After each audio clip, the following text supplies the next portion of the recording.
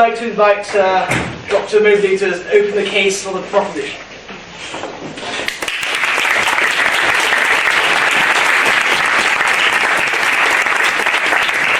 Mr. Chairman, thank you for the invitation to speak here tonight. It's indeed an honor. I know that decolonizing the curriculum is a topic that's often highly politicized, so I'm looking forward to an intellectual debate this evening, gentlemen. I want to start with a story that I think illustrates some of the central misconceptions about the decolonizing the curriculum movement. In the summer of 2020, during the Black Lives Matter movement, the BBC asked me to give an interview about the Northeast's connections to slavery. The interview, which was filmed just after the removal of the Colston statue in Bristol, took place in front of the Grey Monument, which some of you may know, in Newcastle. And I explained that the Northeast, in fact, had a deep connection to anti-slavery, having hosted a Lauda Equiano, Frederick Douglass. In fact, two Quaker sisters, the Richardson sisters, raised the money to purchase Frederick Douglass's freedom. Newcastle University gave an honorary doctorate to Martin Luther King Jr. And of course, the Grey Monument celebrates the achievements of one second Earl Grey, which included the abolition of slavery in the British Empire. So you would imagine my surprise when shortly thereafter I received a call from the head of the university PR, who wanted to let me know she'd had to notify the police of some rather concerning comments made about me by a far-right group who had taken umbrage with my characterization of the Northeast as not historically a racist region. I suppose everything's comparative, isn't it? The same group soon organized a counter-protest to protect the monument, which resulted in the somewhat absurd situation in which Black Lives Matter supporters and these counter-protesters were facing off at the monument. The former was there because they, of Gray's connection to abolishing slavery, and the latter was there chucking glass bottles at everyone, I suppose because they imagined they were protecting the monument, which I suppose they thought was to some racist imperialists, and the entire situation was highly absurd. And I begin with this anecdote because I think it highlights the fact that much of the debate around decolonizing the curriculum is based on fundamental misunderstandings, misperceptions, and fear-mongering. In fact, expanding the curriculum is nothing new. A generation ago, we had the same debates about including women. A generation before that, E.P. Thompson opened the debate to include the working classes. Expanding the curriculum is part and parcel of the intellectual process of debate and achievement. So what is the decolonizing movement? Decolonizing the curriculum asks us to recognize our own positionality, bias, context. And it asks us to do the same of our sources, which is fundamental in the historical disciplines to primary source analysis. It asks us to recognize that we are all shaped by fundamental assumptions about the way the world works. We all have assumptions. It's how babies learn, it's how children learn, it's how our brains work. We can't know everything about the world, and so our brains lump things into categories. And if those categories are accurate, then that's a useful process. But if the categories are inaccurate, then that can be unhelpful or even harmful. We all live in a society, and many of us study disciplines that were fundamentally shaped by the history of slavery and colonialism. As a result, historical assumptions about racial difference or hierarchy of civilizations historically shaped our disciplines and in some cases persist in many ways. For example, Africa was once relegated to being a dark continent outside of history, despite the fact that the earliest and longest-lived civilizations, writing, agriculture, urbanism, all developed independently in Africa, not to mention the human species, of which there is only one race. Happily, the idea of Africa as populated by warlike, barbarous, cannibalistic tribes is now widely considered to be part and parcel of what we refer to as pseudo-scientific racism, and it has been relegated, quite rightly, to the trash can of history. That is the result of intellectual debate. We get rid of these older assumptions. But decolonizing the curriculum isn't just about what we teach, it's about how we teach.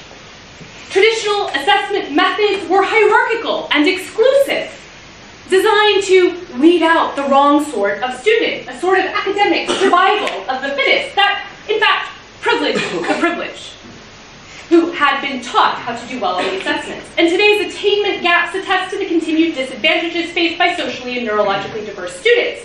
So decolonization promotes inclusive pedagogical practices that benefit everyone, seeking to make sure that the mark a student receives is an accurate reflection of how hard they've worked, how much they've learned, and their intellectual merit, not how expensive their education was. And in my experience, the main opposition to adopting inclusive pedagogical practices comes from, shall we say, older colleagues who frankly don't want to change the way they've always done things. Much of the debate about decolonization has sadly devolved into clickbait and fear-mongering.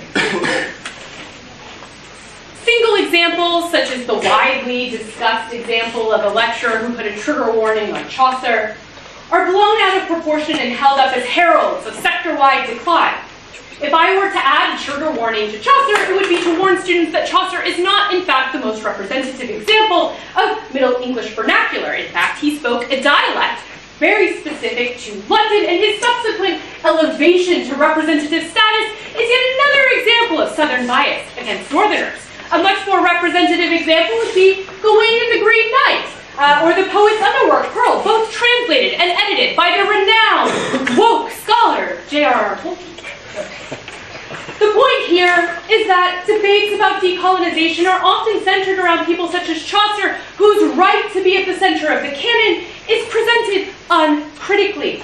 And these debates are a straw man, because decolonization is not and never has been about banning books or topics. Reports that SOAS students called for the removal of white philosophers, such as Plato and Kant, were disproven. Instead, the goal of decolonization is simply to expand the conversation in a way that is connective, additive, comparative. Opponents often claim that decolonization will lead to the end of the study of classics, ancient and medieval history. At my institution, the opposite has been true. In 2020, we introduced 5 new interdisciplinary decolonized modules, including global ancient history and global medieval history. At a time when many feared ancient history and classics would be cut, and indeed they have been cut at many institutions, and our MA program has been cut, the global ancient history module regularly enrolls over 120 students, which is 4 times the intake of classics and ancient history combined. Clearly, the ancient history is expanded to more than just Greece and Rome. Students across the faculty flocked to sign up. Likewise, the Global Middle Ages enrolled over 160 students. Neither of these modules are required. They're not even recommended options on any of the programs. Likewise, the slavery module, which, by the way, begins with a reading of Aristotle, is just as popular, showing a huge student demand. Furthermore, far from being political wokeism outside of the mainstream of the academy, many of the ideas embraced by decolonizing the curriculum are widely accepted by scholars. For example, slavery and colonialism were bad for the countries that were enslaved and colonized. It may be hard to see today, these were once considered ideas outside of the mainstream. If you all have not read Walter Rodney's How Europe Underdeveloped Africa, I would highly recommend it. As a scholar, he has the distinction of being the only historian I know to have been assassinated in a car bomb for his radicalism. You may be surprised then to learn that much of the work in recent decades supporting his analysis is done by the new institutional economics school, whose luminaries, Acemoglu, Robinson, Johnson, just won the Nobel Prize in economics. Far from being outside of the mainstream, these arguments are the very definition of mainstream academia. The fact that a Marxist and a neoclassical economist, some say neoliberal school of economics agree, shows that this is based on evidence, not politics, which is exactly how it should be. Widening the conversation is nothing new. And it's not just about people of color. We have already seen this with including women in the academy, including working class people in the academy. The curriculum has always been dominated by people of privilege, whether because they could write or because they had power. And the curriculum has always been revised to include new historical actors. I would put to you that it is the opposition who seeks to censor the curriculum.